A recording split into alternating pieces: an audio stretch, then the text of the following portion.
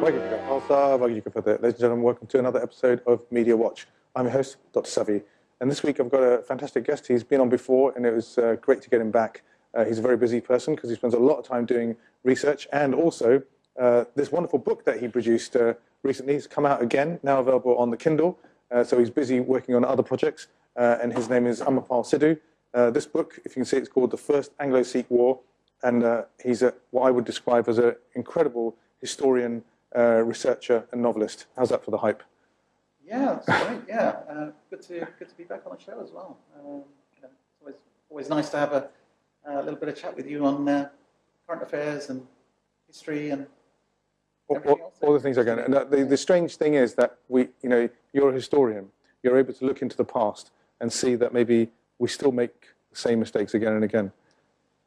Yeah, I mean it's very difficult to sort of learn from the past, I think, and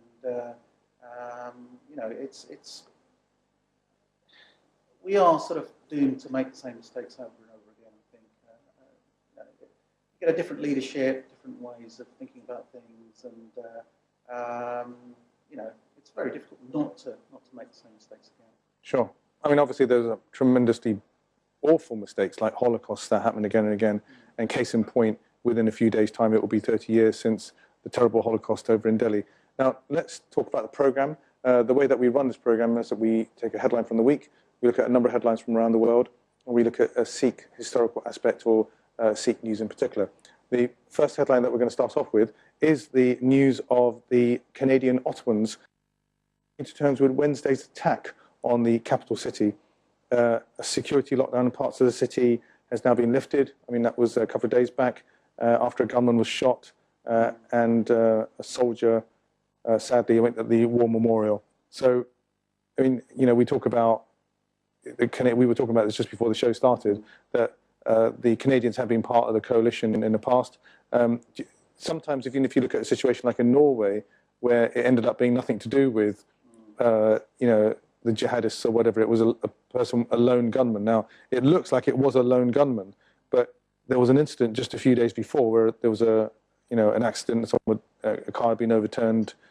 So what's your view on this kind of, do you think that, there's a lot of fear about people that are coming back from being in IS and they may cause threats into the countries that they were born in, Well, first of all, Savi, it's very early to say, exactly what the motives of this person was,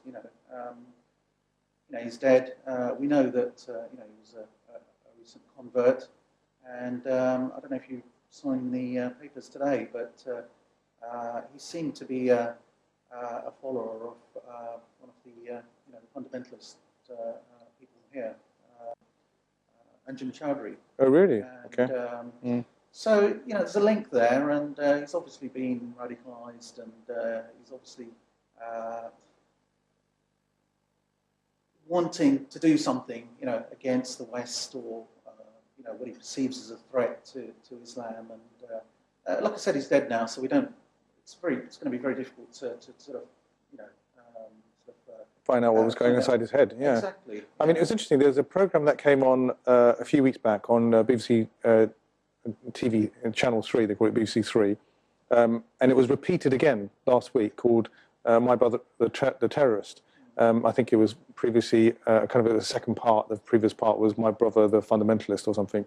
Now, they looked at, and they did actually interview that chap. If he happens to be involved, we don't know for sure, or if there's a link there. He seemed to be outside of the whole loop, but they looked at traits of individuals who maybe had troublesome childhoods or didn't have proper role models. And these were the people that effectively were ideal targets to become radicalized. And they were showing a bit of footage where, they looked like they were having fun out there, because they were in a war zone where they could do whatever they wanted to do with their buddies. Well, there is a lot of similarities between, these incidents, and a lot of these people are quite young, in their teens or 20s. We had the Adi Bellagio chap here, beheading the British soldier. They're all recent converts. There's something there that's lacking in them, and they're looking for direction, and they fall into the wrong hands. They get radicalised. They're not you know, people who've gone to, very rarely are they people who've gone to university and show any sort of leadership of their own, really.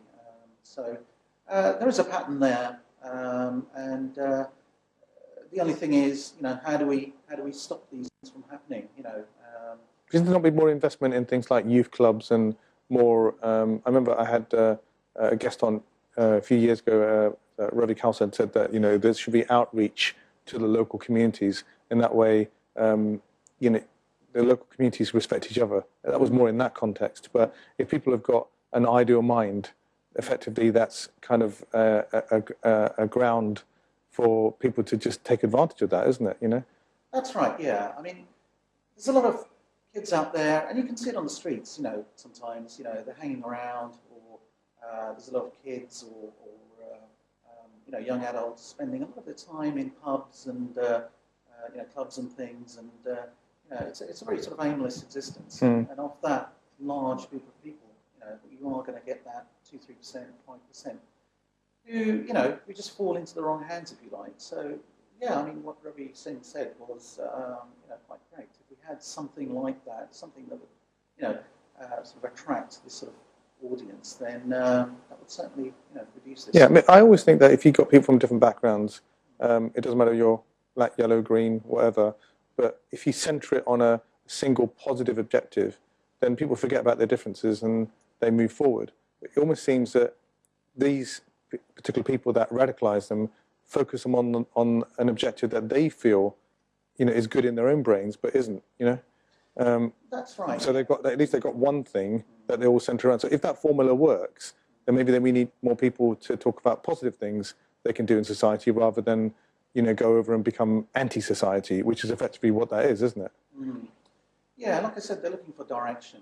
And, you know, once they're in these people's hands, then we've sort of almost lost them, if you like. So the trick is to catch them, you know, before that. And, maybe schools have got a part to play, you know? We can certainly catch them early, yeah. But there's only so much they can do, can't they? So teachers can do, doesn't it? I think we need to sort of have some sort of lessons, maybe in the, you know, the RE, religious education lessons, or you know, there's other lessons relating to, you know, history, for instance, where we can actually discuss, you know, what's actually gone on before, you know, the intolerance, you know, the wars that have gone on, and actually give these lessons a sort of meaning, if you like, rather than just discussing them from a, you know, purely historical point of view. So, you know, we had the Crusades, and you know, we've had you know, the Nazis in Europe and stuff like that. You know, it's told in a very sort of factual way. You know, we've actually got to learn lessons from these things, and you know, hopefully that will help to reduce this as well. That's some great advice there, actually. Yeah, learning from the history. Let's move on to the next part of the show, and we talk about different stories from around the world. We have one particular story that combines work that's gone on in Poland and also in UCL as well. That's over in London. A paralysed man has been given the ability to walk again after pioneering therapy that involved transplanting cells from his nasal cavity into his spinal cord. His name is Darek Fediaka, who was paralysed from the chest down in a knife attack in 2010. And he can now walk using a frame, and the treatment is the world's first. It was carried out by surgeons in Poland in collaboration with scientists over in London. This is an incredible, I think, turning point in medical history, I think, isn't it, really? That's right, yeah. I mean, any sort of advancements in, you know, brain surgery or anything to do with the brain, and along with it, the spinal cord, you know, which actually is part of the brain, you know, because it's so strongly related to, you know, the nervous system. And the pathways that, once they're severed, can cause a lot of problems, can't they? Exactly, yeah. Any development along that line, you know, is totally revolutionary, you know. And you know, this chap had his spinal cord, you know, totally severed. I think it was like 4 centimetres. I think gap was pretty big. Right. Yeah. That's right. Yeah, he was paralysed, and you know, this has never actually been done before. So hopefully, you know, there's a lot of people suffering from paralysis, you know, damage to the spine. A lot of accidents can happen, you know, relating to that. We have the actor Christopher Reeve. He did, yeah. He he actually suffered from the same problem. You know, he fell off his horse and actually severed his spine, just like this chap. Now he's gone, but you know, if we'd had this sort of operation then, you know, I've seen him more. He was paralysed as well. I think if you look at the documentary that Panorama did, it did actually show that he worked really hard. Derek worked really hard to, Darek, I think his name is, to really kind of build up the strength in his legs. So kind of it works both ways. Not only is the body actually fixing itself, but it's also, you've got to put some effort into, you know, the willpower. You know, Right. it's very difficult. You know, it can become very demoralised when a situation like that happens. You know, to get that motivation. So you know, it's a credit to him that he put the effort in as well as the scientists to come to this point. That's right. Morale is very important. You know, and you know, somebody who's down in the dumps is not. You know, it's a fact actually that they've actually realised is that you know, people who aren't happy, who aren't you know, morale is very low. Actually, you know, heal themselves a lot slower. You know, there's something mentally in there, you know, that we need to know about. Let's talk about, it's actually 30 years ago, I think, when we had the Live Aid situation. I think that was there was a concert that was run. There were dramatic pictures from Ethiopia about the famine, and, you know, thousands and thousands of people were dying out there due to hunger. We note a couple of things. First of all, we see that Ethiopia is now developing. It's a very different picture now, although there is a human rights issue that has been pointed out. In the UK in particular, I mean, if we just take the UK as a situation, we have the Labour Minister, Alan Milburn, who said that none of the political parties are actually taking poverty seriously enough. That if the target is to get rid of poverty by 2020, which seems to be quite far away, you know, why it takes so long, you know, what are they doing? They're just sitting back and thinking about policies, or they're actually having policies in place to help cut poverty. It doesn't matter what country you're in. We can't seem to make poverty history, can we? Very, very difficult. It's a different situation, I think, in Ethiopia and a lot of Africa. They just don't have the education there. You know, they don't have the infrastructure there. They don't have the educated people there in place. So it's very difficult to. Do you think it varies from scratch? You know, does it vary between countries? Because if you look at, for example, Nigeria was on the Ebola situation, was given the all clear as being a shining example in Africa about the fact that it's been 42 days, there has been no cases. Now, I'm not saying that Nigeria is necessarily free of poverty, because there are problems there as well, you know, but they seem to have containment strategies. But in countries that are, you know, higher in terms of the, you know, the number of people that are suffering these particular diseases or whatever, or there isn't enough medical aid or facilities, then something like Ebola actually spreads. So it makes the poverty situation even worse, doesn't it? That's right, yeah.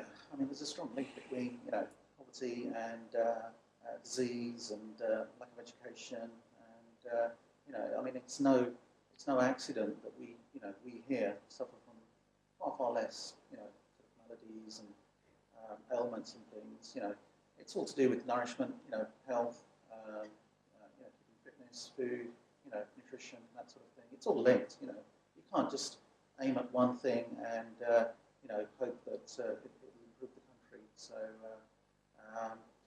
you know, countries like Ethiopia are really just sort of lifting themselves up from scratch. You know, there's a country in Africa, I think it was Liberia, which you know, when the French left the country, they only had about 12 people, 12 graduates in the whole country, you know, to run the place. So, you know, you can't run a country with totally illiterate people, you know. To a large extent or to a small extent, that's something that, you know, all Africa faces, you know.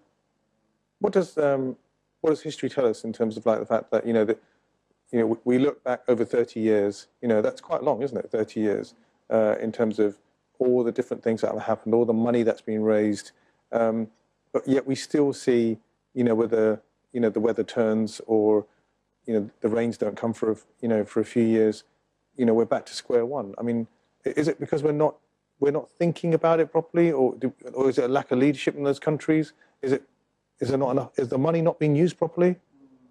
Well, I think it's a combination of those things, Savi.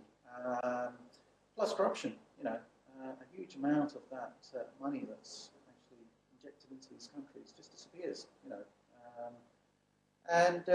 The money that is actually put into development, into new roads, new hospitals and things, sometimes just isn't, organised properly.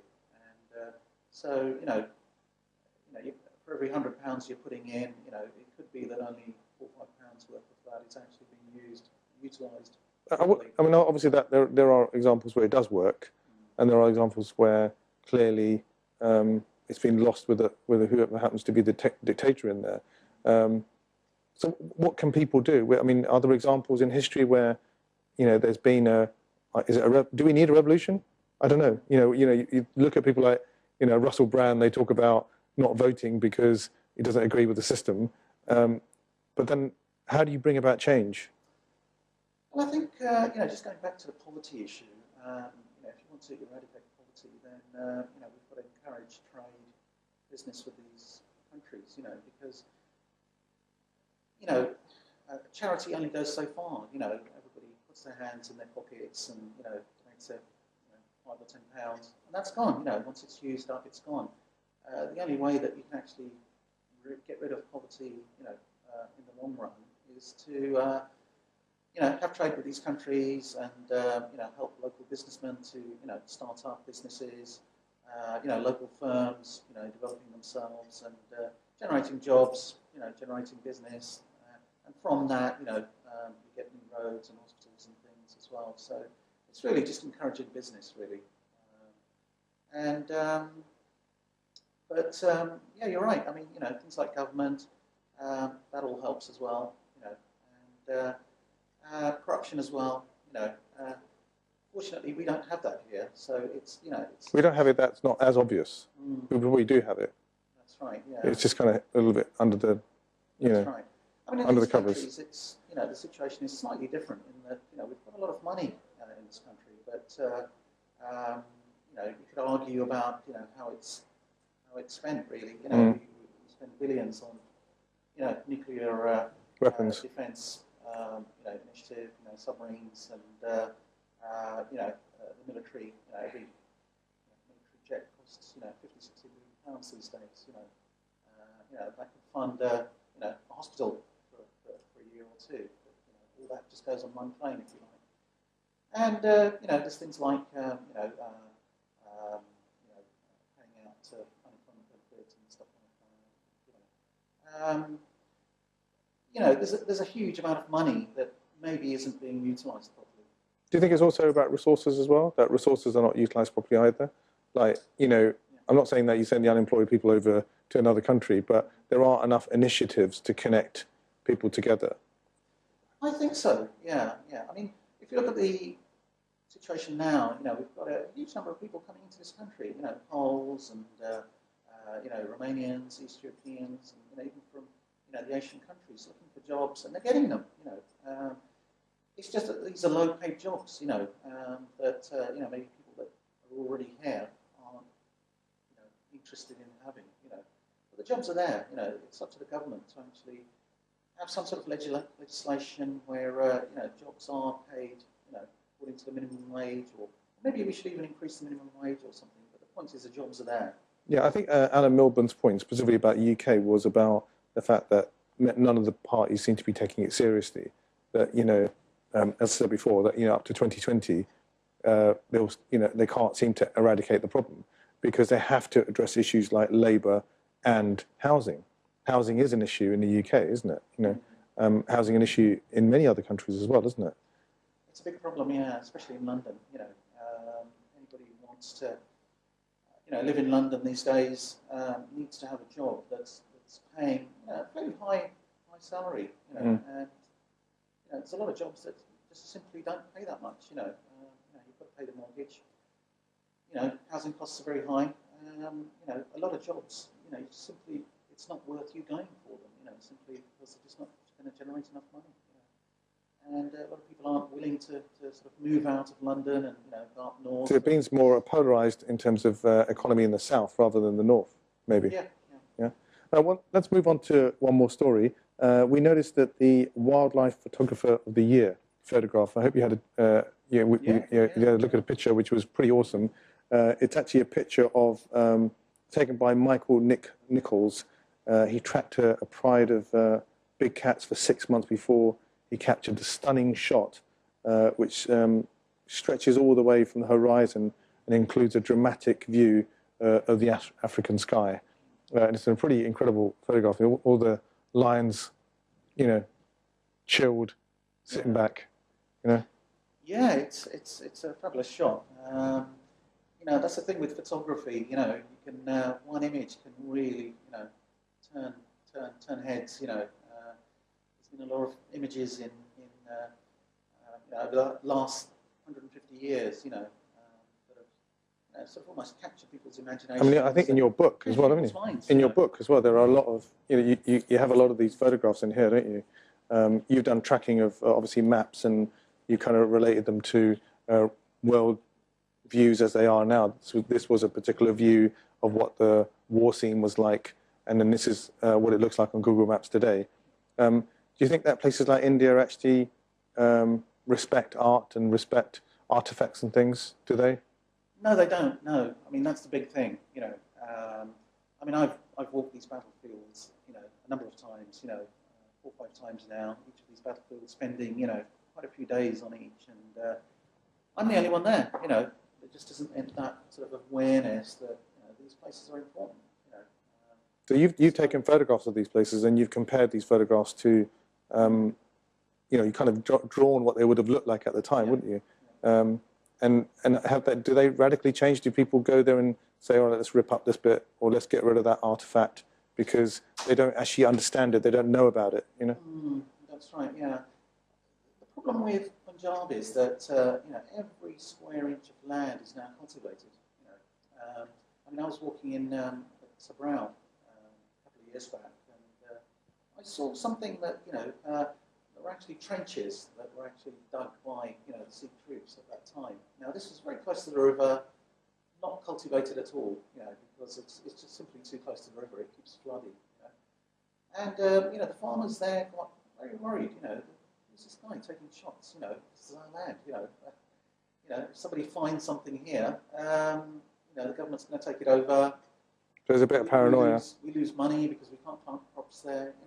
So it's very difficult to actually, do anything there. I suppose the same could be said about forts and buildings and stuff, isn't there? I mean, there might be some Mughal forts that are left over, but there are certain, and again, the artifacts, the number of artifacts that are in other people's hands aren't necessarily with Sikh community or actually in the Punjab. They've been taken out. Well, I would go as far as to say 99% of the artifacts that are actually out there are actually outside Punjab. Simply because the British ruled in Punjab and India, and they took the stuff with them. 100 years. After the Anglo-Sikh Wars, they, after the Second Anglo-Sikh War, they collected almost 30,000 muskets. Wow. From the Sikh soldiers and a few hundred cannon as well. Now all those have gone, they're rather melted down. But the muskets were actually taken by the British soldiers as trophies. Right. Anyone who's in a war wants trophies. So they're probably sitting in attics or someone's house. Sitting in attics, somewhere. You certainly wouldn't destroy a musket. It's something that you wouldn't throw in the bin. Well, the advice that I would give, if you're out there and you find something useful, then you should definitely take it to an antique shop, but don't necessarily sell it straight away. Get a bit more history on it and meet some of the people who did the GT initiative, Golden Temple initiative, because some of those historians are really good, aren't they? The recent work they did over in Sikhs in World War One. Let's move on to the final part of the show. We've only got just a few minutes left. Everyone will know that this week was Diwali, so happy Diwali and Bandi Chor Diwas. Tell us a little bit about this particular story about the sixth Guru, Guru Har Gobind Ji, and the 52 other princes who were with him. October 1619, that was, and they were released, and Guru Har Gobind arrived in Amritsar in the midst of fantastic lighting that was going on at the time. That's why Sikhs celebrate Diwali. Yeah, yeah. Well, that was one of the seminal moments, in Sikh history. The release of Guru Har Gobind. Now, a lot of people think that he was actually imprisoned. There's a number of stories relating to that, but the fact is he was in Gwalior fort for quite a while, and he actually had good relations with Jahangir as well. Now, this was a chap that actually martyred Guru Arjan Dev Ji, and so you can see the level of forgiveness, if you like, from Guru Har Gobind, relating to what this chap had done. Guru Arjan Dev Ji was actually martyred just a few years before that. So now he was actually. There's a number of stories relating to that, and one is that he was told, the emperor was told that somebody special needed to pray for him when he was ill. And, this was one of the reasons why he was put into the fort, and then they actually kept him there. The Guru didn't just think of himself. He noticed that there's a lot of political prisoners and other local rajas that the Mughal emperors had actually captured and kept in the prison. And this is something that a lot of people think it's odd that all these rajas were there. But this is something that happens in any empire, any period. The British did this as well. With Maharani Jindal, and hundreds of other rulers. Who were just literally toppled and either imprisoned or kept on the guard. But he made sure that they were released. That's very good. Yeah, absolutely. And as we know, he came back to Amritsar, and it was fantastic lighting that was there. So that's why we celebrate Diwali today. So that's the end of the show, folks. We really appreciate you tuning in. Really appreciate Amapal coming back on the show. We strongly recommend this book. Yeah, good to see you again. Strongly recommend this book that you go and get it. You can get it on Amazon in hardback. You can get it on Amazon under Kindle. So it's got wonderful insight into the first Anglo-Sikh War. And there's going to be a sequel soon as well. And there's going to be a sequel as well. So thank you very much for tuning in, and we'll look forward to seeing you next time. Waheguru Ji Ka Khalsa.